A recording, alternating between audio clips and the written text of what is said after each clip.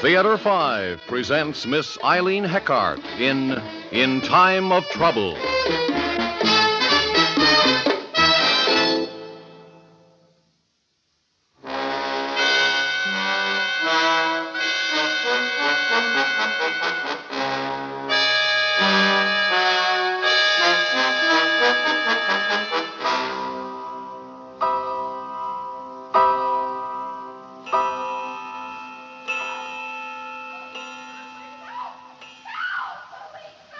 George. Wake up, George. Please, wake up. What? Someone's crying for help. What? Listen, George. Oh, for the love of Pete. Will you go to sleep? You're having a bad dream. Be quiet and listen. If somebody's having a fight, I don't want to fight. Will you get out of this bed and look, or shall I? Well, go ahead if it'll make you happy, but I've got to get some sleep. Joyce, will you turn off that light? I can't see if I do. Oh, all right. As long as you are up, I may as well join you. This nice, quiet, exclusive neighborhood which we both work to support, muggings and assaults are forbidden in our lease. Don't try to be funny. Someone's in trouble. Listen to her. She's terrified. She's got a good pair of lungs, I'll say that for her. Oh, come on away from that open window. You'll catch cold. George, look! Come here, down there. Do you see? Near the Ardmore Arms sign, a man is struggling with a woman. Oh, my God, George, he looked up here and saw me. Here, I'll turn off the lights. All right. Now, point to where you think you see them. I can't look. I'm going back to bed. Ow! Oh, I hurt myself. George, can you see? Yes. I'll close the window.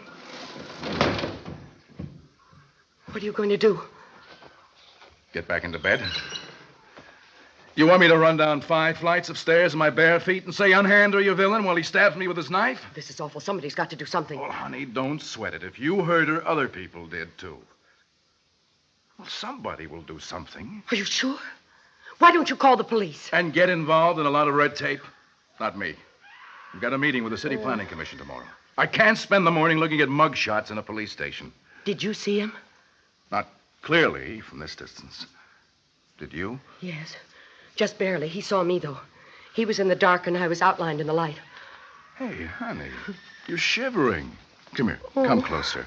Come on, honey. I'll hold you tight. There. That's better. Hey, come on. Talk to me. Tell me how things are going in the world of art.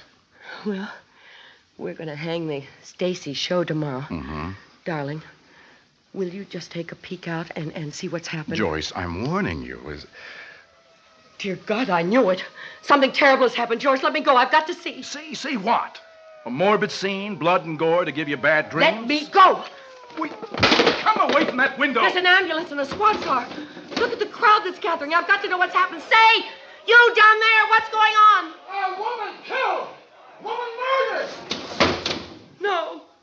No. No, no, Honey. no, Honey, will you stop it? Sweetheart, you're hysterical. Will you stop it this minute? Do you want to bring that crowd up here? Don't call attention to us. You hit me. Well, I had to do something. Now, please, will you listen to me? I'm as sorry as you for what happened to that woman, but it was none of our business. How can you say that? We might have helped her. What if it had been me? Well, it wasn't. So don't borrow trouble. Huh? What now? Look, I'll get it. You let me take care of this, honey, will you? All right, I'm coming. Yes, officer. What can I do for you? Sergeant Donaldson, 4th Precinct. My identification. Sorry to bother you, but I'm sure you're up with all the noise around. We heard the sirens, and we thought it was an accident. A woman was killed right across the street from you. Oh, really? Well, gee, I'm sorry to hear that, but we can't help you. The sirens awakened us. You say the sirens wakened you, but a man across the street says he saw your wife at the window looking down at the time the woman was attacked. Well, could he tell the time by my wife's face? No. He said it was stuffy in his bedroom. When he got up to open his window, he saw your wife looking frightened, and he thought she was the one screaming for help. He ran down the stairs to come over here, but then he He found the other woman instead, so he called us. Well, I repeat, we didn't hear anything or see anything until the sirens awakened us. That's when Joyce looked out the window. The man is mistaken. Look, Mr. Turner, I know how some people feel that these things are none of their business. But if you got a look at the killer, it could save someone else's life. That woman was a mess when we found her. She was just coming home from work, minding her own business, too, I guess. Is it your business or our business that the streets aren't safe for decent people? It's the business of all decent people. But I won't argue the point because it doesn't seem important right now. Oh, you Mrs. Turner? Come here, Joyce. Yes. Sergeant Donaldson says a woman was killed across the street. I just told him that I we... heard you, George. Well, Mrs. Turner? I'm sorry, officer. We're all sorry, ma'am. But it won't catch the killer. Won't you help us? I can't. You can't or you won't? Hey, now, just a minute. I haven't got the minute. Well, call us if you need us. And if you saw him, you may need us. Hold on. I won't have you intimidating my wife, scaring her like that. Your wife is scared, mister. How about it, Mrs. Turner? Yes, I'm scared. Good night, officer. I hope you catch him. You better hope so. I beg your pardon. Oh, I beg yours. Isn't it just awful? You must be the Turners. Well, I'm Lorna James. I'm your neighbor on 3 South. Everyone is saying that you saw it. They said they didn't see a thing. But the reporter from the newspaper is interviewing the man who said you did. Get out. George. I'm sorry, Mrs. James, but this has been very upsetting. I know exactly what you mean. Do you mind if I come in and sit a little? I'm so quivery and nervous, being alone, you know. Sergeant Donaldson. Good night, ma'am. If you need me, you know where to find me. Now, what did he mean by that? Mrs. James, I hate to be rude, but we need our sleep. Joyce and I have to go to work in the morning, so if you will excuse You us... young people, careers and no babies. Now, don't you wait too long. I had Leon the first year and Sally Ann the next. Just what do you do, my dear? I run the little gallery. And I'm an architect. Good night, Mrs. James. Oh, call me Lorna. After this tragedy, we'll all know each other better, won't we? In time of trouble, we must all huddle around the campfire together. Good night again. Well, if I'm in the way, of course you know what I think. I think you saw it all. Why, that nosy witch. No, she's just an old campfire girl. A campfire girl with a collection of shrunken heads on her mantel, I'll bet. Oh, George, I'm so ashamed. Well, I'm not exactly overjoyed myself. But, honey, it was the only way. I suppose. I think I'll take a pill. Oh, what now? Don't open it. Go away. We're in bed. I'm Jack Victor of the Journal. I want to check my story. It'll only take a minute. Go away. We have no story. Yeah, but I have, Mrs. Turner. If you won't confirm or deny it, I'll run what I've got, and you won't like it. Go away. Go away. Go away. Joyce, go in. Go to bed. I'll handle him. Like you've handled everything else, George. You made me lie. I can never feel safe again. We didn't help that woman. All right, I give up. Come in, Mr. Victor. Thanks. My wife will give you the story. I hate to barge in on you folks like this, but I appreciate your cooperation. It won't take a minute. Now, Mrs. Turner, at approximately 1 minute after midnight, you heard someone crying for help, and you got out of bed, and what did you see? Nothing. I saw nothing. Well, I was told You were told incorrectly. I heard nothing. I saw nothing until the sirens awakened us. We were asleep. Now, I can't identify a man I didn't see, can I? No, Mrs. Turner, you can't. But maybe he can identify you.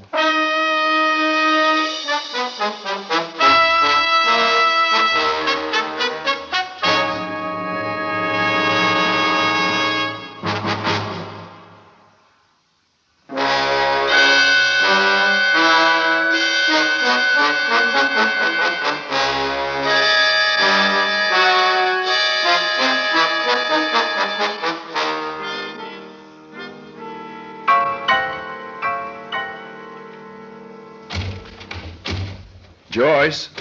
Joyce, are you there? I can't get in. Will you please come and take the chain off the door?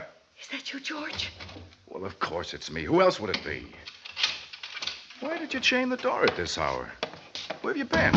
I tried you all afternoon. I called the gallery, and Louise said you left early. I didn't feel well, so I came home. Well, come back here. Honey, it's not bedtime yet. I feel better in bed. Don't answer it! Well, I can't just let it ring. It may be him. Him who? The man last night. Oh, a silly goose. Will you get out of that bed, put on your face and a dress? I don't want to. Well, sweetheart, you can't hide in bed forever. If you had read the newspaper, you wouldn't ever want to show your face again. For your information, the boys in the office made me a present of the first edition of that yellow rag. They thought it was a large joke, like I'd taken a pratfall. People are funny. You never know how they're going to react. Listen to a few of the anonymous phone calls like I have, and you'll know. Oh, I got a few, too. That reporter didn't miss a trick. Listing my firm name, my age. I was surprised he omitted the color of my eyes. Oh, but he did say you were pretty. Yes, he did. He said the pretty, frightened Mrs. Turner denied seeing the attacker or hearing the victim's cries for help in spite of evidence to the contrary. According Honey, to the it's report... just a tempest in a teapot. It will blow over. Tomorrow they'll make a shambles of someone else and people will forget about us. But he won't. He's down there waiting for me right now. Yes. Well, why didn't you tell me? Where, Joyce? Where did you see him? Get away from that window! You want him to know that we know! Well, I'm going to call the police. No! No, don't you dare. Now listen to me, George. I've been lying here figuring it all out. I'll stay in bed a few days, maybe a week until everything's forgotten. And by that time, he'll feel safe. Afterwards, we'll take a vacation, we'll come back, we'll find another We apartment. will not. Now, look. We made a mistake in not telling what we saw last night, but it was a human mistake. Like it was human to let that woman die. Well, is it human to torture yourself to death? Oh, honey, come on. Get up. We'll confess to the police and we'll purge our souls. Boy, a few more hours like this and I'll admit I'm guilty. Just to get it over with. Darling, up. The very good citizens Turner are going to the police station. I don't want to go out there. He'll kill me. Joyce, there's no one out there. You're lying to me. Sweetheart, I'm going to call Dr. Morris.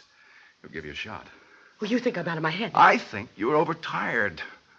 You're overwrought, that's all. We're both on the ragged edge. If you call Dr. Morris or that policeman, I'll never talk to you again. Well, what would you suggest instead? That I join you in bed or under the bed or... No, it won't work. Don't leave me! Oh, good evening, Mrs. James. I'll just come in for a minute. I wanted to give these cookies to your wife to cheer her up.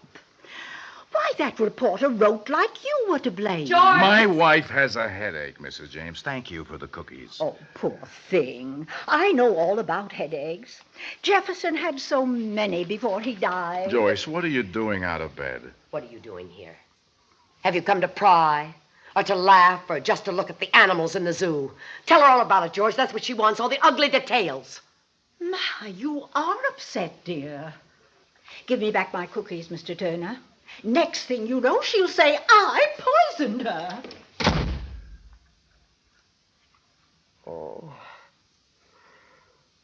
I wasn't very nice to that sweet old lady, was I? Why did I do that, George? Honey, because you're not yourself. Now, look, I'm going to call Sergeant Donaldson right now. Yes. Please, after those phone calls, it'll be a relief. Yes.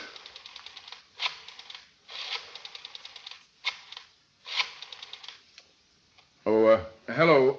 This is George Turner. I'd like to speak to Sergeant Donaldson. Well, do you expect him? Oh, I see. Well, thank you. Will you ask him to call me? I'll give you my number. You have my number. Oh, he was trying to reach us? Well, tell him to try again. We'll be in all evening. Thanks. Darling, you're right, of course. We have to tell them what we know. But you know, for the life of me, I can't remember what that man looked like. It'll come back to you when you see the pictures. And if it doesn't, it won't make any difference. Because a moment like that can never be completely recalled. Yes. Sweetheart, are you hungry? Suddenly, I'm very hungry. Hey, why don't you go out and get us a pizza? I'll wait for the sergeant's call. All right. But, do you mind being alone? No, George, I don't mind being alone. Oh, thank God, honey. I was so worried about you. So was I. And I had the feeling that it wasn't me, that I was watching someone else perform. I wanted to run away and I couldn't move. Because you pushed the panic button. It happens to everyone. Honey, are you sure you're all right now? Yes, a little shaky, but otherwise fine. Now, what shall I tell Sergeant Donaldson? Tell him the truth. It's the only antidote to fear. Here. All right. I won't be long. And you're sure you're all right? I'm going to dress and mix us a pitcher of martinis. You'll have 10 minutes before the ice starts to melt. Go. Okay. Now, a little powder, a little paint to make this woman look less faint.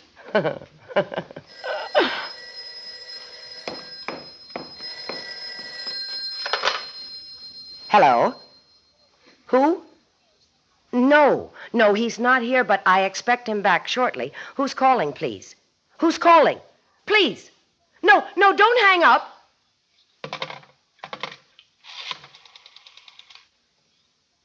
Operator, get me the police. The 4th precinct. Hurry. Police. May I speak to Sergeant Donaldson, please? I'm Mrs. Turner. He's not there. No one else. It's just that I had an anonymous phone call. My husband will be home any minute. Oh, there he is. He's at the door now. Thank you very much. George! George!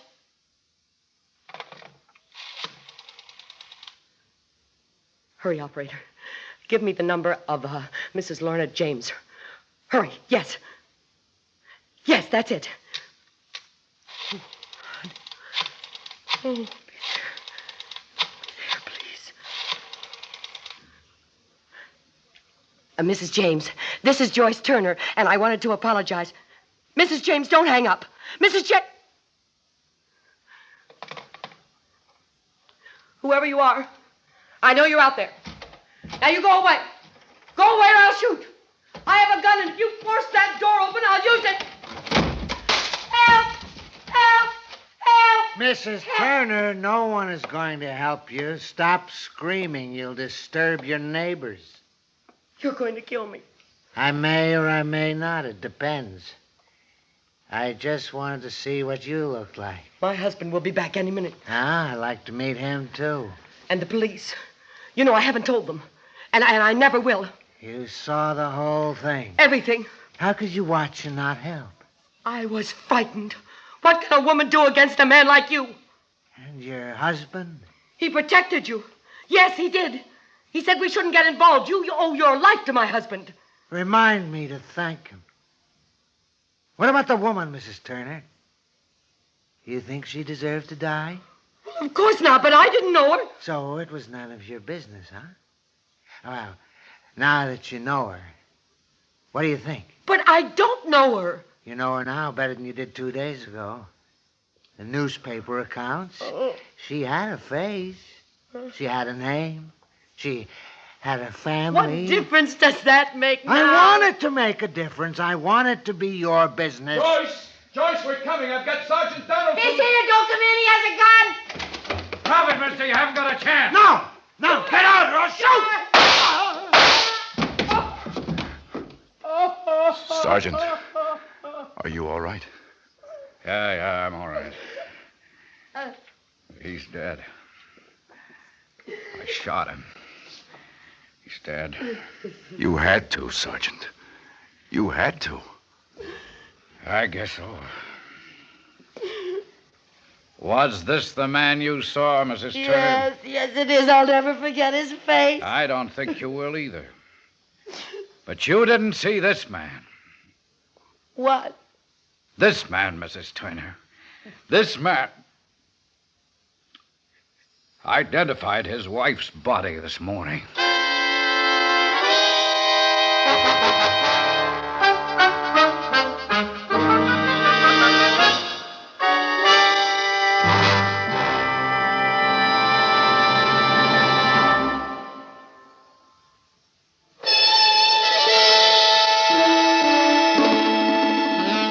The Theater 5 has presented In Time of Trouble, starring Miss Eileen Heckart, written by Lenore Woolf, directed by Warren Somerville. In the cast, Bernard Grant, Ian Martin, Robert Dryden, Ethel Remey, and Jack Grimes. Script editor, Jack C. Wilson. Original music by Alexander Vlastotsenko. Orchestra under the direction of Glenn Osser. Executive producer for Theater 5, Mr. Lee Bowman.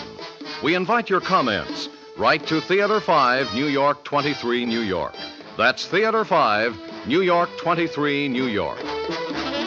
This is Fred Foy speaking.